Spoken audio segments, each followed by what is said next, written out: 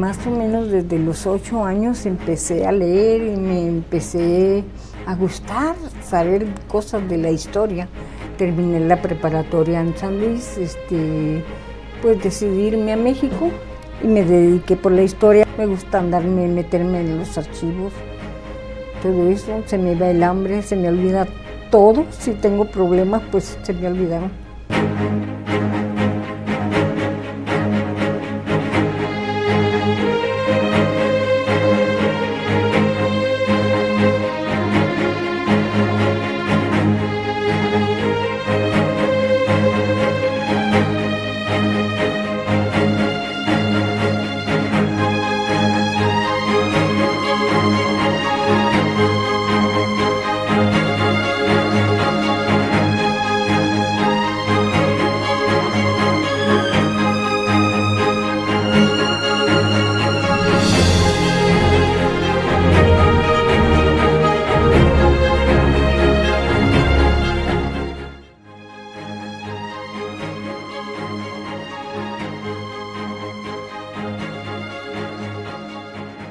Hoy es un programa muy importante porque nos acompaña de nueva cuenta la cronista de la ciudad.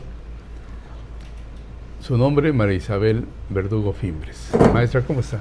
Muy bien, ¿y usted, señora? Contento de tenerlo, ya platicamos, ya descubrimos nuestros orígenes de Pumas, de nuestra, por mi raza hablará el espíritu. Sí, así es.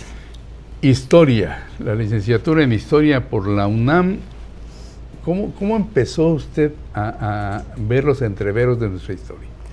Pues la mera verdad que a mí siempre me gustó desde mi infancia.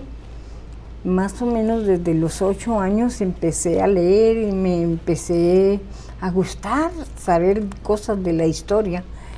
Y yo tenía, pues en esa temprana edad, como vivíamos en San Luis Río Colorado, entonces yo le preguntaba a mi papá, supongo yo que por ahí oí algunos nombres, y entonces le preguntaba, papá, ¿quién fue Guillermo Andrade?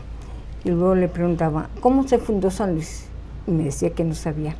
Bueno, esas preguntas quedaron en el aire. Pero 8 o 9 años. Sí, yo ya desde entonces todo lo que caía en mis manos lo leía, y además veía mucho las noticias. A mí me interesaba mucho. Entre los 9 y 10 años me empecé a interesar, leíamos el periódico El Mexicano. Muchas cosas no entendía un poquito algo del problema de la salinidad del río Colorado, problemas entre México y Estados Unidos, algunas cosas no, por supuesto por la edad no entendía. Pues el problema del bracero, del algodón, todas esas cosas, y con el tiempo se me fueron fijando en la mente. Y llegó el momento en que después de que terminé la preparatoria en San Luis, pues decidí irme a México y me dediqué por la historia porque ya traía esas preguntas de antemano. Y pues así fue como ingresé. Y entonces estudiamos la historia bastante, con mucha metodología, muchas materias teóricas muy importantes, políticas, económicas, sociales. Entonces me di cuenta que me gustaba y que, pues yo decía, en el norte hay mucho que hacer, que no me iba a quedar. No me iba a quedar en México porque aunque había muchos espacios, no, dije, acá hay mucho que hacer. Entonces tenía la idea todavía de escribir sobre San Luis Río Colorado. Y dije, bueno, es una población moderna, vamos a ver qué pasa. En ese momento, en 72, 73, 74, se estaba poniendo de moda lo que es la microhistoria, es decir, las historias pequeñas. Y entonces se me aceptó dirigirme la tesis. Sí, bajo ese concepto, sí, claro, tomando en cuenta pues la frontera, el río Colorado, la agricultura, el desierto. Su formación como historiadora, que es una formación académica, por supuesto, ¿sí? ¿Cómo ha influido en esta parte de volverse cronista? Ha influido mucho porque me voy a las fuentes documentales, uso la metodología que en ese tiempo me enseñaron y la sigo aplicando. Y pues eso es lo que ha influido, y pensar, el hecho de andar en archivos, reflexionar sobre un acontecimiento y el otro, algunas fechas, digamos no meses o días, pero algunos años y algún acontecimiento importante para poder ubicar bien el contexto. Eso, el contexto. De repente nos dan datos históricos que ahí se quedan, pero no entendemos el entorno, no entendemos el contexto porque no hay referencia, o muy pocos hacen referencia. Para entender nada más una figura, un contexto, unos acontecimientos, hay que relacionar todo, ¿sí? Desde la política, disposiciones, la economía, en fin, ¿no? La sociedad y la misma evolución. Yo considero que la misma tecnología, los nuevos avances industriales, agrícolas, pues van evolucionando la mentalidad de las personas y el desarrollo. Déjeme hacerle una pregunta o proponerle una parte del tema que desarrollamos hoy. Tiene que ver con esta forma de ir creciendo las sociedades fronterizas, en el caso del noroeste, de que también nos vamos avejentando. Y la historia de repente se ha ido quedando, pues, o sea, nos vamos a inicios del siglo XX, pero no recuperamos el siglo XXI ni el final del siglo XX. Y a los jóvenes les correspondería. Y entonces, claro, ¿qué les podría usted sugerir, si fuera procedente, a los jóvenes de ahora, del siglo XXI, para recuperar la historia familiar, la historia oral, la historia que se da de generación en generación entre los miembros de su casa, de su familia? Sí. Pues simplemente que empiecen a preguntarles, por ejemplo, simplemente la gastronomía, las vestimentas, qué se usaban, el lenguaje, qué palabras decían, cómo eran los juegos, cómo eran los maestros, qué les enseñaban, que empiecen a preguntarles para recuperar. Es recuperar, porque hay mucha gente dentro de su entorno familiar que vivieron de una manera, tal vez el vecino un poquito distinto, pero más o menos fue un contexto. Entonces tienen que recuperar eso, cómo se iban a la iglesia o no iban a la iglesia, cómo iban vestidas, si llevaban velos, cómo eran las procesiones, cómo, no sé, los desfiles. Gracias a este programa de la Secretaría de Cultura, Memorias de Mar y Desierto, a mí me ha tocado ahondar en algunas historias que tienen que ver con los orígenes de muchos de los habitantes de Baja California. Me encontré hace poco una vertiente sobre nietos, bisnietos de aquellos huérfanos de la Guerra Civil Española, de aquellos que llegaron en el 37 por Veracruz en el barco Mexic, y que terminaron en Michoacán, algunos en Guadalajara, pero hay en Mexicali, hay parte de esa vertiente. Ese era en el 1937, junio. Y en 1937, en el noroeste del país, o sea, aquí en Baja California, también había una gesta heroica, ¿no? Había un movimiento histórico, y eso nos habla de que somos un país muy grande, con una gran riqueza cultural e histórica, que merece que la recuperemos pues desde casa. Sí, así es. Simplemente hace falta, pues hablando del Valle de Mexicali, hace falta hacer bien su investigación. Mire, estoy investigando en la colonia hindú, en parte de un libro para una persona, y es tan interesante porque el contexto donde se elige la colonia hindú es en el periodo de la Colorado River Line Company, y en el momento en que el gobierno federal hace un convenio con esta empresa para arrendarles a extranjeros, no venderles los terrenos a extranjeros. Y en ese caso vienen muchos hindúes, muchos de Inglaterra, ¿sí? Vienen y se establecen y hacen, porque acabo de comprobar, me acaban de ayudar, de que sí existe la colonia hindú.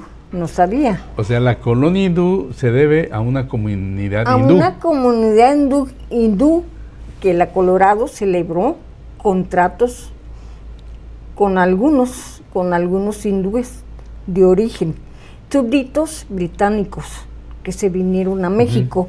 Y bien, estas gentes venían del Penyab, ¿sí? Que es una zona agrícola de India, o cerca de Pakistán, creo. Entonces, pues ellos se aposentaron, ellos hicieron un contrato por 9 años, y eso es muy importante porque al término del contrato ya los vendieron, a excepción de 2, porque se nacionalizaron mexicanos. Del lado de ese lado del río Colorado, ¿qué es algún otro ejido como el hindú, la colonia hindú, o algún asentamiento que pudiera tener esta repercusión de una migración no mexicana? Pues a lo que he estudiado esa, y pues tenemos, bueno, al menos lo que tengo 4 estudios sobre algunas colonias. Uno es los algodones, que se formó de una manera los algodones se formó porque era hacia 1850, ya existía, 49, ya se le llamaba el paso de los algodones. Empezó a subsistir como, bueno, están las, ¿cómo se llaman? Las diligencias Butterfield. Entonces pasaban por ahí, había una posta. Era una zona de paso, ¿eh? Una zona de, una posta. Entonces de ahí empezó de esa manera, pero también fue una propiedad privada de Guillermo Andrade, y ahí empezó Andrade les traía gente de California o de Sonora a su rancho, lo que le llamaba, y así él empezó, pero era un vergel toda esta zona, o sea, si no se hubiera dedicado a la agricultura hubiera sido ganadera, porque era un vergel. El río Colorado no estaba encauzado, ¿sí? Por la presa Hoover. Entonces, se diseminaba el sí, agua. Entonces ya cuando se encauzó, pues ya pues dejó de inundarse grandes extensiones de terreno. También la Progreso. Y Progreso, otro más. Y Hechicera. Es otra, Hechicera, pues fue un espacio que le compró a la Imperial Valley, le imprimió en 1910 a la Colorado River Line Company, un poco más de 6,000 hectáreas, y ahí se formó. Todavía acabo de ir a ver los límites, donde empezaba, encontramos una casita entre algunos pinos alados, dentro de un predio particular, y una casita de 1910. Pero todo lo que fue el rancho Cudajá y todo eso ya desapareció. Ahora es el ejido Hechicera. ¿Y el nombre? El nombre, yo he visto nombres planos de 1904. Dice aguaje hechicero. Quiere decir, bueno, dicen algunas gentes que había una bruja o un brujo, que así, pero no sé. Pero en 1904 aparece como aguaje hechicero. Es un nombre pues muy particular aquí en Mexicali, es parte de la historia topográfica Mexicali, igual que el nombre de los algodones, igual que Paredones, igual que pues que algunos otros más, ¿no? Sí, pues que hay que conservar. La toponimia y bueno, otras lo tomaron por la estación del tren, ¿no? Sí, bataques, ¿qué podemos decir? Cuervos. Es que en el plano del Valle de 1904 aparecen. Por ejemplo, simplemente Pascualitos, el nombre ya es desde 1872. ¿Sí? O sea, no se desarrolló como tal, pero hay un pobladito. ¿Ya le llamaban así? Sí, y el nombre. Entonces el nombre es lo que hay que conservar. ¿Sí? Maestra Verdugo, si hubiese la intención de jóvenes o de personas que quisieran adentrarse en la historia familiar, en la historia oral, los testimonios ¿Dónde podrían contactarla? ¿Cómo podrían, bueno, si usted estuviera dispuesta a ayudarles, cómo la podrían contactar? Pues a través de mi número telefónico, del celular o simplemente del correo, ¿eh? Yo soy tal vez un poco más a la antigüita con un correo electrónico. ¿Qué correo es? Es cronista-mxli-verdugo@hotmail.com. Por último, cronista de la ciudad, platíquenos, ¿cuál es la referencia que se tiene de la primera ocasión o la referencia inicial de que se les diga cachanillas a los cachanillas? Pues yo sabía que una planta, que gente que viene de Santa Rosalía también les decían cachanillas. Pues no está definido, pero pues está la planta, entonces tomaremos la planta como referencia. Maestra, pues muchas gracias por las reflexiones sobre historia, que ha sido su vida, pues, prácticamente. Sí, bueno, yo lo pienso, es mi pasión. Me he desarrollado, me gusta la investigación, me gusta meterme en los archivos, todo eso, se me va el hambre, se me olvida todo. Si tengo problemas, pues se me olvidaron. Sí, por andar enfrascada en otros tipos de asuntos. Se embebe en la historia. Pues muchas gracias, maestra. De nada, mucho Le agradezco gusto. mucho, como siempre. Y bueno, nosotros agradecemos Memorias del Mar y Desierto con la cronista de la ciudad, la maestra María Isabel Verdugo Fimbres, historiadora por la UNAM, con años y años, por fortuna, dentro de esto que a ella le apasiona, que es la historia. Muchas gracias. De nada, Nos muchísimas vemos gracias. la siguiente semana. Muchas gracias. Estamos en plataformas digitales. Gracias.